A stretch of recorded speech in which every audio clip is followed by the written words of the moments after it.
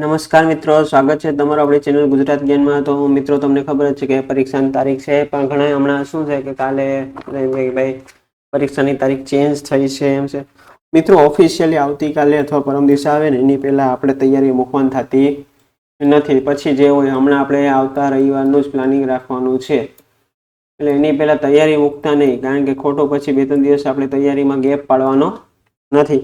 તો મિત્રો તમારા માટે હવે આ જે ટેકનિકલના જે પ્રશ્નોની આજે આપણે એટલી પીપીટી બનાવી વિથ સોલ્યુશન વાળી, એ આપણે મોક ટેસ્ટમાં ફ્રી ઓફ કોસ્ટ મૂકી દેશું। એટલે જો તમે મોક ટેસ્ટ પરચેસ ન કરી હોય તો પરચેસ કરી લેજો। અને મિત્રો છેલ્લા સમયે આજ આપણો રિવિઝન કરવા માટે બેસ્ટ છે। 20 મોક ટેસ્ટ કમ્પ્યુટરનું સ્પેશિયલ આપેલું છે, ટોપિક ટેસ્ટ આપી દીધી છે, ઈડી આપી દીધું, WCS આપી દીધું, અને હવે આપણે અત્યાર જે આ લેક્ચર લીધા છે, વિડીયો લેક્ચર્સ ઓનલાઈન, તો એની જે પીપીટી છે વિથ સોલ્યુશન, પ્રશ્નો વિથ સોલ્યુશન, તમને એ કોર્સમાં ફ્રી ઓફ કોસ્ટ આપવામાં આવશે। એટલે આટલું કરશો ને મિત્રો એટલે 40 માર્ક તો આવશે જ, એમાં કોઈ શંકાને સમાધાન નથી। એટલે મિત્રો તમારે હવે થોડી મહેનત કરવાની છે, રિવિઝન ચાલુ રાખવાનું છે, તૈયારી મૂકી દેવાની નથી। જો તમે તૈયારી મૂકી દેશો તો બધું વેડફાઈ જશે, તમારી આટલા ટાઈમની મહેનત કરેલી મહેનત વેસ્ટ જશે। મિત્રો એવું થવું જોઈએ નહીં, એટલે એ માટે આપણે તત્પર રહેવાનું છે। અને મિત્રો ઘણા બધાના મેસેજ કે સાહેબ આપણી જે ઈ બુક છે ને એ બહુ મસ્ત છે, ખૂબ જ કે રિવિઝન કરવા માટે, કારણ કે મોસ્ટલી જે ટેકનિકલ છે એ એમડી અને એમએમબી ટ્રેડમાંથી 10 થી 15 માર્કનું જે પૂછાય છે સાહેબ, એ આમાંથી બહાર જાય એવું શક્યતા રાખું। રિવિઝન કરવા માટે મિત્રો આ ખરેખર આપણે એમ કહેવાય ને કે ક્રીમ। વિદ્યાર્થીનો એવા મેસેજ છે કે સાહેબ અમે ઘણી બધી એકેડેમી જોડે જોડાયેલા હતા, પણ સૌથી બેસ્ટ કન્ટેન્ટ તમારું લાગ્યું એમ, અને આમ કોન્ફિડન્સ આવી ગયો છે કે આપણે સિલેક્ટ થશું। તો મિત્રો જે આ ઈ બુક અને આ જે બુક છે ને એની પણ કિંમત ખૂબ ઓછી રાખી છે આપણે, 149। એટલે મિત્રો આ મોક ટેસ્ટ જોઈ લેજો ને આ પણ તમે જોઈ લેજો। હવે આપણે આપણો ચાલુ કરીએ આપણો લેક્ચર। આપણા લેક્ચરમાં આપણે પહેલો જે પ્રશ્ન છે એ શેનો છે મિત્રો? મિક્સ પ્રશ્ન લીધા છે આજે, બધા ટ્રેડના મિક્સ સિલેબસ પ્રમાણે। એમાં આપણે પહેલો પ્રશ્ન શું છે કે સોલ્ડરિંગ બીટને કેવી રીતે વર્ણવી શકાય? આ કદાચ પ્રશ્ન હવે તમને એમ લાગે સાહેબ આવી ગયો છે, અમુક પ્રશ્નો આવી ગયા છે બરાબર, પરંતુ આપણે આ મોસ્ટ ટાઈમ પ્રશ્નો છે જેને આપણે મૂકવાના નથી। પહેલો પ્રશ્ન છે સોલ્ડરિંગ બીટને કેવી રીતે વર્ણવી શકાય? તો હેડની સાઇઝ દ્વારા, હેડની ભૂમિતિ દ્વારા, હેડની લંબાઈ દ્વારા, તાંબાના હેડના વજન દ્વારા। તો મિત્રો જે સોલ્ડરિંગ જે બીટ છે એને આપણે તાંબાના હેડના વજન દ્વારા વર્ણવી શકાય। જેમ વજન વધારે એ રીતે ટૂંકમાં એનું જે ડિસ્ક્રિમિનેશન છે એ હંમેશા તાંબાના હેડના વજન દ્વારા કરવામાં આવે છે। તાંબુ એટલે મિત્રો શું થાય? Copper, Cu। ઓકે મિત્રો, નેક્સ્ટ ક્વેશ્ચન જોઈએ। મોટી એક સપાટી હોય, સપાટીના મધ્ય ભાગને સ્ક્રેપિંગ કરવા માટે કયા પ્રકારના સ્ક્રેપરનો ઉપયોગ થાય છે? સ્ક્રેપર વાપરવાના છે, તો ભાઈ flat scraper, hook scraper, triangular scraper કે બુલનો સ્ક્રેપર? તો મોટી સપાટીના મધ્ય ભાગને સ્ક્રેપિંગ કરવા માટે હુક સ્ક્રેપરનો ઉપયોગ થાય છે।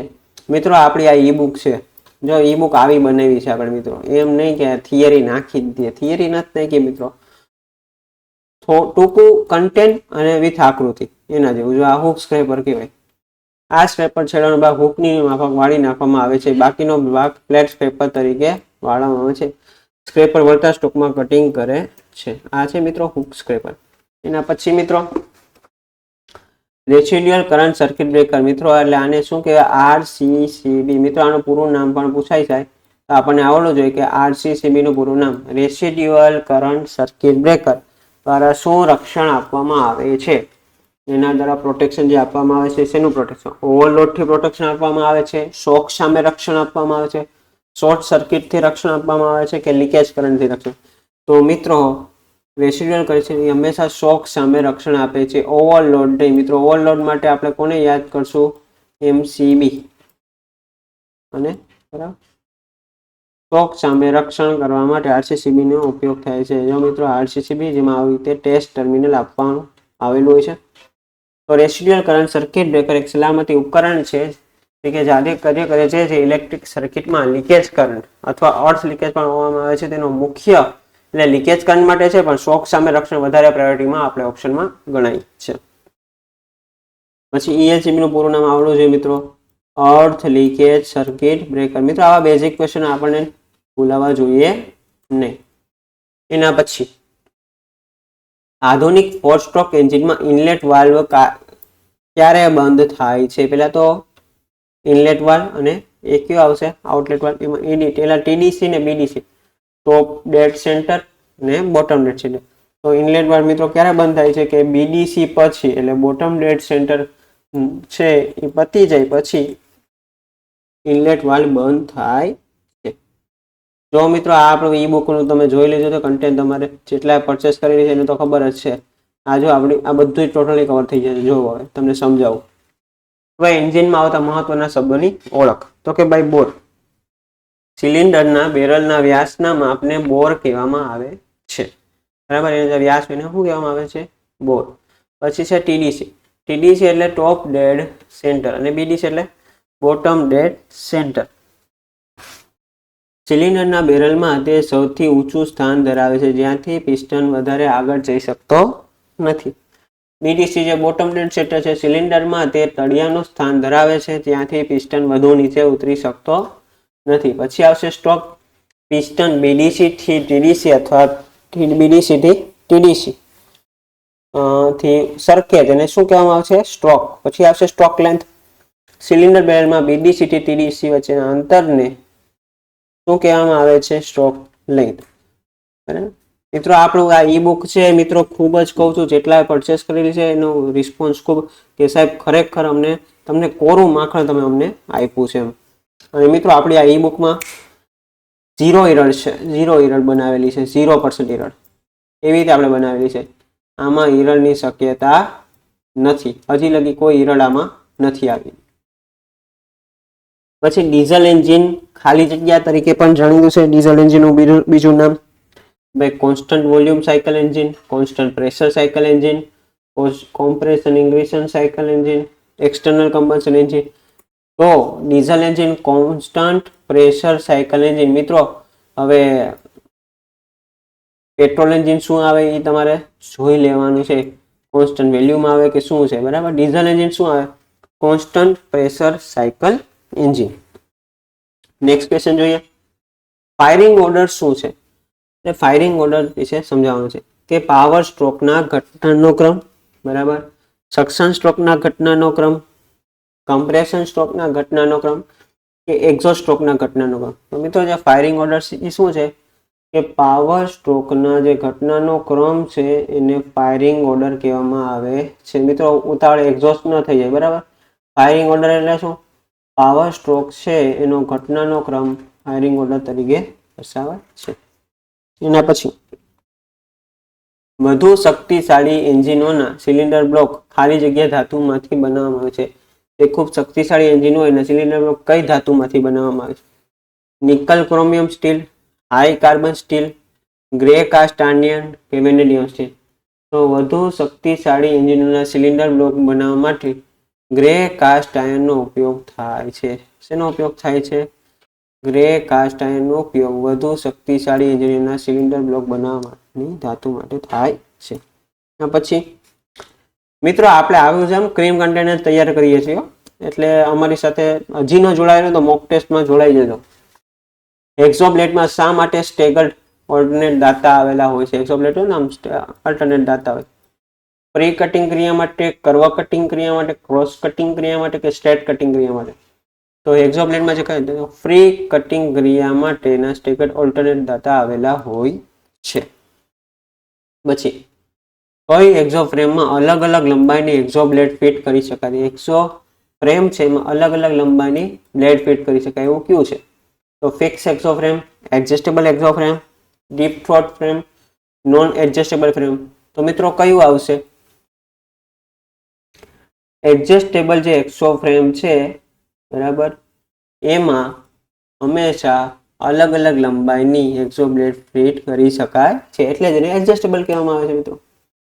એના પછી નીચેનામાંથી કયું સૂક્ષ્મ માપક પ્રકારનું સાધન છે? સૂક્ષ્મ માપક સાધન તો કે ભાઈ dial test indicator, telescopic gauge, straight gauge કે વેક્યુમ ગેજ? તો શું આવશે મિત્રો? ડાયલ ટેસ્ટ ઇન્ડિકેટર છે એ આપેલ બધામાંથી સૌથી સૂક્ષ્મ પ્રકારનું માપક સાધન છે. નેક્સ્ટ ક્વેશ્ચન, કયા પ્રકારની સુરક્ષામાં વર્કશોપમાં બૂટ અને ગોગલ્સ પહેરવાના હોય છે? બધા એ સુરક્ષા, સામાન્ય સુરક્ષા, મશીનની સુરક્ષા, વ્યક્તિગત સુરક્ષા, સામાન્ય મશીન, પરંતુ આ પર્ટિક્યુલર નો સમાવેશ કેમાં થાય? તો મિત્રો આ શું છે? બૂટ ને ગોગલ્સ એ આપણી વ્યક્તિગત સુરક્ષા થાય છે. મિત્રો આપણે સલામતીના સરસ મજાના ક્વેશ્ચન ને થિયરી તમને આપેલી છે. તો મિત્રો આપણી આ ઈ બુક છે. એ ઈ બુક આને કહેવાય મિત્રો કન્ટેન્ટ. થિયરી નથી કે થિયરી તમને આપી દીધી. ઈ બુક એટલે આખું એમ કોરું માખણ, એકદમ નાની વસ્તુ વિથ આકૃતિ સાથે. વ્યક્તિગત સલામતી, વર્કશોપમાં કામ કરતી વખતે boiler suit, safety shoes, hand gloves, safety goggles વગેરે પહેરવા જોઈએ. આભૂષણો જેવા કે ઘડિયાળ, વીંટી, ચેન વગેરે પહેરવા જોઈએ નહીં. આ બધું પર્સનલ સલામતીમાં છે મિત્રો. માથાના વાળ, હાથ, પગના નખ લાંબા રાખવા જોઈએ નહીં. બિનજરૂરી મશીનોની છેડછાડ કરવી જોઈએ નહીં. કામની સંપૂર્ણ માહિતીના કામ કરવું જોઈએ નહીં. એના પછી ક્રેન્કશાફ્ટ અને કેમશાફ્ટ એનો ગિયર રેશિયો શું છે? 1:2, 1:1, 2:1 કે 1:1? તો 1:2 થશે. મિત્રો હવે એક વસ્તુ ખાસ છે, તો આ ગુણોત્તર આવ્યું ને એટલે હવે આમાં ઊંધું હોય ને, કેમશાફ્ટ ને પછી ક્રેન્કશાફ્ટ, તો 2:1 થશે. એ ખાસ તૈયાર રાખજો મિત્રો. આવું ઊંધા જતા પ્રશ્નો થશે ત્યારે આપણે ગોખેલું રાખવાનું નથી, સમજીને જવાબ ટીક કરવાનો છે. નેક્સ્ટ પ્રશ્ન મિત્રો, કોર્સની ડિટેલ છે. હજી મિત્રો 1 વીક છે, પણ 1 વીકમાં કોર્સ થઈ શકે છે, બહુ મોટી વાત નથી. ઈ બુક છે, વિડીયો લેક્ચર જોઈ લો. તમને જે ન આવડતું એ પર્ટિક્યુલર તૈયારી કરવી હોય ને તો આ કરાય. અને મિત્રો આમાં તમને મોક ટેસ્ટ પણ અમે તમને આપી દીધેલી છે. ટોપિક ટેસ્ટ છે, મોક ટેસ્ટ છે, બધું આપેલું છે. એટલે તમારે જે વસ્તુ ટેકનિકલ છે, નોન ટેકનિકલ છે, જેમાં ન આવડતું એ પર્ટિક્યુલર વસ્તુ તૈયાર કરવા માટે આનો ઉપયોગ તમે કરી શકો. અને રિવિઝન માટે મિત્રો બહુ સારું છે.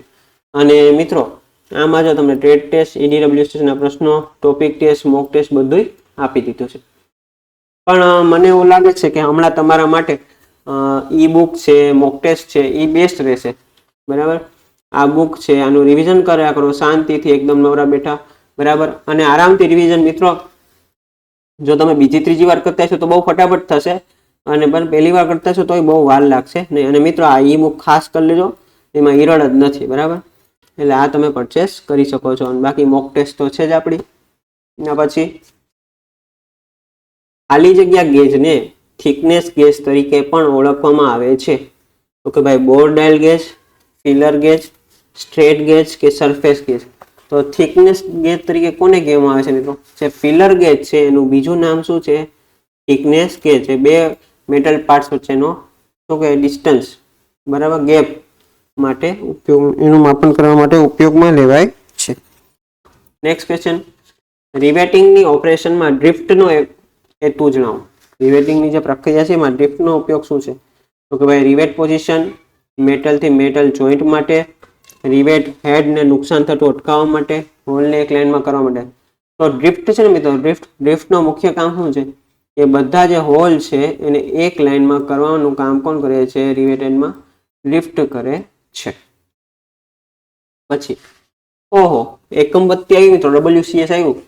CGS પત્તીમાં જથ્થાનો એકમ, એટલે તો CGS નું પૂરું નામ સેન્ટીમીટર, ગ્રામ અને સેકન્ડ. તો જથ્થાનો એકમ શું થશે મિત્રો? બરાબર, ગ્રામ થશે બાય ડિફોલ્ટ છે. એમ કહેશો તો કિલોગ્રામ થાત. મિત્રો આ એકમો ખાસ તૈયાર કરજો. જો મિત્રો આપણા કન્ટેન્ટમાં જો આ લીધું છે આવું બધું ક્રીમ, જો FPS સિસ્ટમ આવી ગઈ, CGS આવી ગઈ, MKS આવી ગઈ અને SI પણ આવી ગઈ. લંબાઈનો એકમ જો આમાં ફૂટ, આમાં સેન્ટીમીટર, cm, આમાં મીટર, આમાં મીટર. હવે તમને ગમે પૂછી હોય ને એ તમને આવડી જાય. બરાબર, ફૂટ પાઉન્ડ સેકન્ડ કહેવાય, અને સેન્ટીમીટર ગ્રામ સેકન્ડ કહેવાય, મીટર ગ્રામ કિલોગ્રામ સેકન્ડ કહેવાય, અને સિસ્ટમ ઇન્ટરનેશનલ, બરાબર, ઇન્ટરનેશનલ સ્ટાન્ડર્ડ. દળનો એકમ આમાં પાઉન્ડ, આમાં ગ્રામ, આમાં કિલોગ્રામ અને આમાં કિલોગ્રામ. સમયનો એકમ તો બધાયમાં સરખો છે, સેકન્ડ. બરાબર, એવી રીતે વિદ્યુત પ્રવાહનો એકમ પણ બધાયમાં સરખો છે. પછી છે તાપમાન. મિત્રો તાપમાનનું કન્વર્ઝેશન પૂછાઈ શકે, એ આપણે મૂક્યું છે. બરાબર, આપણી મોક ટેસ્ટમાં પણ તમને આપ્યું છે, જોઈ લેજો. બરાબર, કેલ્વિન કોને કહેવાય, કેલ્વિનમાંથી ફેરનહીટ કેમ જવું, સેન્ટીગ્રેડ, કારણ કે IMP છે. મને લાગે છે એ પ્રશ્ન કદાચ પરીક્ષામાં પણ હશે. ફેરનહીટમાંથી સેન્ટીગ્રેડ કેમ ચેન્જ થાય, સેન્ટીગ્રેડમાંથી કેલ્વિન કેમ ચેન્જ થાય. તો બ્રિટિશમાં જો શું હતું, એફપીએસમાં ફેરનહીટ, પછી સેન્ટીગ્રેડ ને પછી કેલ્વિન. જ્યોતિ તીવ્રતાનો એકમ પણ બધામાં સરખો છે. સરખા એકમ ક્યાં ક્યાં છે મિત્રો? જો એક સમય, એક વિદ્યુત પ્રવાહ અને એક જ્યોતિ તીવ્રતા. સમયમાં સેકન્ડ, વિદ્યુત પ્રવાહ એમ્પિયર, અને આમાં છે જ્યોતિ તીવ્રતામાં કોણ છે? કેન્ડેલા. પછી દ્રવ્યનો જથ્થો, અમાઉન્ટ ઓફ સબસ્ટન્સ. આમાં પાઉન્ડ ને મોલ, આમાં મોલ, મોલ ને મોલ. મિત્રો આ પદ્ધતિઓ ખાસ જોઈ લેજો, બરાબર. એકાદ પ્રશ્ન હોવાની પૂરેપૂરી શકે, એમ 100% એમાંથી આવશે એક પ્રશ્ન. નેક્સ્ટ ક્વેશ્ચન, થ્રેડના પ્રોફાઇલની સરખામણી કરવા માટે કયા ગેજનો ઉપયોગ કરવામાં થાય છે? થ્રેડ હોય ને, થ્રેડ, એની પ્રોફાઇલ સરખામણી કરવી હોય તો કયા ગેજનો ઉપયોગ થાય? Plug gauge, feeler gauge, radius gauge કે સ્ક્રૂ પીચ ગેજ? તો શું આવશે મિત્રો? સ્ક્રૂ પીચ ગેજનો ઉપયોગ થ્રેડના પ્રોફાઇલની સરખામણી કરવા માટે થાય છે. મિત્રો આ બધી છે ને, એની બધીની પીપીટી અત્યાર સુધી જેટલા આપણે ટેકનિકલના વિડીયો યુટ્યુબ ઉપર લીધેલા છે એ તમારે જોવા ન પડે ને એકદમ તમારે રિવિઝન કરવું હોય ને. અને મિત્રો આમાં આપણે શું આપેલું છે? પ્રશ્ન વિથ સોલ્યુશન. આ પ્રશ્ન વિથ સોલ્યુશનની જેટલી લગભગ 40 જેવી પીપીટી છે, એ 40 બધી પીપીટી હું મોક ટેસ્ટમાં તમને ફ્રી ઓફ કોસ્ટ આપી દઈશ. એટલે એ બધાય પણ, અને બધાય ક્રીમ ક્વેશ્ચન છે. એટલે તમે ગણો ને 40 ગુણ્યા મિનિમમ 20 ક્વેશ્ચન છે, એમ તો 25-30 પણ છે. એટલે 800 થી 1000 ક્વેશ્ચન છે મિત્રો. કેટલા? આ 800 ક્વેશ્ચનમાંથી હું તો લખી દઉં છું 100% ઘણા બધા ક્વેશ્ચન તમારા આમાંથી આવી જશે, બરાબર. કદાચ હું તો એમ કહું, કદાચ પેપર એમાંથી આવી જાય 50 માર્કનું ટેકનિકલી. યાદ રાખજો, મારા શબ્દો ખાસ મિત્રો યાદ રાખજો. પછી આવશે ડ્રોઈંગમાં વર્તુળાકાર અને નળાકાર ભાગોની સેન્ટર ધરીઓ દર્શાવવા માટે કઈ લાઈનનો ઉપયોગ થાય છે? લાઇન્સનું આવ્યું હોય, જાડી સળંગ રેખા, ડેશ લાઈન, હેચિંગ લાઈન કે સેન્ટર લાઈન? તો શું આવશે મિત્રો? સેન્ટર લાઈનનો ઉપયોગ, બરાબર, ધરીઓ દેખાડવા માટે થાય છે. જો દેખાડું, જો મિત્રો આ ટાઈપ્સ ઓફ લાઇન્સ, બરાબર, આ પણ મેં તમને મોક ટેસ્ટમાં આપી દીધું છે. જો સેન્ટર લાઈન અહીંયા છે, શું છે? ડ્રોઈંગમાં વર્તુળાકાર નળાકાર ભાગોની સેન્ટર ધરીઓ દર્શાવવા માટે તેનો ઉપયોગ થાય છે. સેન્ટર લાઈન આ રીતે હોય. પછી મિત્રો ઓબ્જેક્ટ લાઈન, બરાબર, dotted line, dimension line, cutting line, short break line, long break line, ladder line, construction line. મિત્રો આ બધી લાઈન, આ લાઈનને કઈ પ્રકારની છે, એનો ઉપયોગ શું છે, આ ખાસ તૈયાર કરવાનું છે. તમને મેં અંદર મૂકી દીધું છે, કારણ કે આ એક અલગથી ટોપિક આપેલો છે. તૈયાર કરજો મિત્રો આટલું. અને મારી ટૂંકમાં ખરેખર કહું છું, જો તમારે સિલેક્શન હોય તો તૈયાર કરી જ નાખજો. એના પછી પાવરનો એકમ જણાવો. પાવરનો એકમ ન્યૂટન, વોટ, વોટ અવર કે હોર્સ પાવર? તો મિત્રો પાવરનો એકમ શું થાય? પાવરનો એકમ થાય વોટ, બરાબર, એ ખાસ. અને એનર્જીનો એકમ શું થાય? વોટ ડિવાઈડ બાય સમય, બરાબર, W/S, બરાબર, એટલે એનર્જી થાય. પછી મિત્રો વોટ અવર એટલે WH, બરાબર, વોટ ઇન્ટુ સેકન્ડ. એટલે એનર્જી બરાબર શું થાય? T ઇન્ટુ T, વોટ ગુણ્યા સમય. હોર્સ પાવર એટલે મિત્રો HP, HP 1 HP બરાબર કેટલા વોટ? એ ખાસ જોજો. બ્રિટિશ સ્ટાન્ડર્ડમાં શું છે, અમેરિકન સ્ટાન્ડર્ડમાં શું છે, બરાબર. એના પછી કઈ વાયરિંગ કામ ચલાવ ઇન્સ્ટોલેશન માટે યોગ્ય છે? ક્લિટ વાયરિંગ, કન્સીલ્ડ વાયરિંગ, PVC કન્ડ્યુટ વાયરિંગ કે મેટલ કન્ડ્યુટ વાયરિંગ? તો કામ ચલાવ ઇન્સ્ટોલેશન માટે કયું વાયરિંગ યોગ્ય છે મિત્રો? તો કામ ચલાવવા માટે જે છે ટેમ્પરરી કનેક્શન આપણે જે આપીએ છીએ ને, ક્લિટ વાયરિંગ કહેવામાં આવે. શું આવે? ક્લિટ વાયરિંગ. એમાં કોઈ પટ્ટી બટ્ટી ન હોય, બરાબર, ટેમ્પરરી બધું કનેક્શન આપી દેવામાં આવે. જોયું છે આ ક્લિટ વાયરિંગ? કોઈ સ્પેસિફિક પટ્ટી બટ્ટી ન હોય, ટેમ્પરરી કનેક્શન આવી રીતે આપી દેવામાં આવે. બરાબર. ક્લિટ વાયરિંગ એક કામ ચલાવ ઇલેક્ટ્રિકલ વાયરિંગ પદ્ધતિ છે. એમાં ઇન્સ્યુલેટેડ વાયર દિવાલો અથવા છત સાથે જોડાયેલા ક્લિટ સામાન્ય રીતે પોર્સેલિન, લાકડું અથવા પ્લાસ્ટિક પર લગાડવામાં આવે છે. તે વાયરને ટેકો આપવા માટે ક્લિટ્સ નિયમિત રીતે સ્ક્રૂ સાથે જોડવામાં આવેલા હોય છે. એના પછી કયા સ્ક્રૂમાં રાઈટ એંગલમાં બ્લેડ સ્લોટ હોય છે? રાઈટ એંગલ એટલે મિત્રો 90 ડિગ્રી કાટખૂણો. Phillips head screw, coach screw, square head screw કે રેઝર સ્ક્રૂ? તો રાઈટ એંગલમાં બે સ્લોટ કેમાં હોય છે મિત્રો? જો ફિલિપ હેડ સ્ક્રૂ છે એમાં રાઈટ એંગલમાં બે સ્લોટ આવે. તો સાહેબ આ કઈ રીતે? તો જો આ રહ્યો મિત્રો સ્ક્રૂના પ્રકાર. આ છે ફિલિપ હેડ સ્ક્રૂ, આ કોચ સ્ક્રૂ, આ સ્ક્વેર હેડ સ્ક્રૂ અને આ રેસેટ સ્ક્રૂ. તો આમાં શું છે કે રાઈટ એંગલ ઉપર શું છે, રાઈટ એંગલ ઉપર બે સ્લોટ આવેલા હોય છે, એટલે આને શું કહેવામાં આવે છે, ફિલિપ હેડ સ્ક્રૂ કહેવામાં આવે છે. 90 ડિગ્રી ઉપર છે. મિત્રો આ બધું તમને સમજાવેલું છે આપણા કોર્સમાં. એના પછી સ્ટાન્ડર્ડ વાયર ગેજમાં જેમ ગેજનો નંબર વધે તેમ શીટની જાડાઈમાં શું ફરક પડે છે? શીટની જાડાઈ વધે, ઘટે, સરખી રહે કે આપેલમાંથી કોઈને? તો સ્ટાન્ડર્ડ વાયર જેમ શીટની જાડાઈ વધે બરાબર, ગેજનો નંબર વધે તેમ શીટની જાડાઈ શું થાય, ઘટવા માંડે. બરાબર, સમજાણું મિત્રો? SWG. હવે સ્ટાન્ડર્ડ વાયર ગેજ કેટલા ડબલ હોય? SW કહેવાય 0 થી 36 નો હોય. એની રેન્જ કેટલી છે? સેમી કન્ડક્ટર મટીરિયલ અર્ધવાહક. મિત્રો 3 મટીરિયલ, એક વાહક, અવાહક ને અર્ધવાહક. અર્ધવાહક એટલે સેમી કન્ડક્ટર મટીરિયલ. મિત્રો આપણું જેટલું ડેવલપમેન્ટ છે, ઇલેક્ટ્રોનિક્સ છે, બધું આના ઉપર ડિપેન્ડન્ટ છે. આ ડેવલપ થયું એટલે આ બધું રિમોટ ને બધા ઓપરેશન આપણે આગળ વધી શકીએ એમાં. તો એમાં આર્સેનિક અને બોરોન, જર્મેનિયમ ને સિલિકોન, ગેલિયમ ને ઇન્ડિયમ, એલ્યુમિનિયમ ને એન્ટીમની. તો સેમી કન્ડક્ટર માટે મિત્રો 2 જ નંબર છે, એક જર્મેનિયમ છે અને એક સિલિકોન છે. અને આ પરમાણુ ક્રમાંક મિત્રો નંબર યાદ ખાસ જોઈ લેજો. પછી આવશે ડાયલ ટેસ્ટ ઇન્ડિકેટર થી શું તપાસી શકાય છે? શાફ્ટની લંબાઈ, શાફ્ટનો વ્યાસ, શાફ્ટની સ્ટ્રેટનેસ અને શાફ્ટની ત્રિજ્યા. તો ડાયલ ટેસ્ટ ઇન્ડિકેટર મિત્રો શું તપાસી શકાય? તો શાફ્ટની સ્ટ્રેટનેસ તપાસવા માટે ડાયલ ટેસ્ટ ઇન્ડિકેટરનો ઉપયોગ કરવામાં આવે છે. એના પછી કઈ ફાઇલમાં એક જ દિશામાં દાતા હરોળમાં કટ થયેલા હોય છે? તો કે ભાઈ સિંગલ કટ ફાઇલ, વક્ર cut file, second cut file કે ડબલ કટ ફાઇલ? તો મિત્રો જે સિંગલ કટ ફાઇલ છે ને, સિંગલ કટ, એનું નામ પ્રમાણે જ કામ છે. બધાય દાતા કઈ હરોળમાં હોય? એક જ હરોળમાં હોય છે. એના પછી ઓવરહેડ કેપ શાફ્ટને શેના વડે ચલાવવામાં આવે છે? તો કે direct helical gear drive, gear ડ્રાઈવના ideal gear, flat belt drive, chain drive અથવા બેલ્ટ ડ્રાઈવ. તો મિત્રો ઓવરહેડ કેમ શાફ્ટને ચેન ડ્રાઈવ અથવા બેલ્ટ ડ્રાઈવ વડે ચલાવવામાં આવે છે. શેના વડે?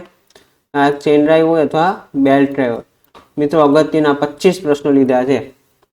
મિત્રો મોક ટેસ્ટ હજી કહું છું મિત્રો, 1 વીક છે, આ થઈ જશે. 2000 IMP પ્રશ્નો, તમને આઈડિયા આવશે કઈ રીતે કામ કરવાનું છે. કમ્પ્યુટર તમને આપી દીધું, ED આપી દીધું, WCS આપી દીધું, ટોપિક ટેસ્ટ આપી દીધી, ટોપિકની PDF આપી દીધી. હવે એક્સ્ટ્રા મટીરિયલ આ બધી PPT વિથ સોલ્યુશન છે ક્વેશ્ચન, આ આપણે મોક ટેસ્ટમાં આજે મુકાઈ જશે. બરાબર, એટલે હજી જેટલા જોઈન્ટ નથી કરેલું, કદાચ એવું ન બને કે પછી અમે મોક ટેસ્ટમાં એડમિશન આપવાનું બંધ કરી દઈએ. એટલે તમારે બધાએ આ પરચેસ કરી લેવાનું છે ખરેખર. અને અમને રિવ્યૂ આવેલા છે કે સાહેબ ખરેખર અમને ઘણી બધી એકેડમી જોડે જોડાયેલા પણ અમને કાંઈ મળ્યું નહીં, અમને નુકસાની ખાલી, પણ તમારી જોડે અમને સૌથી સસ્તું અને સૌથી બેસ્ટ મટીરિયલ મળ્યું છે.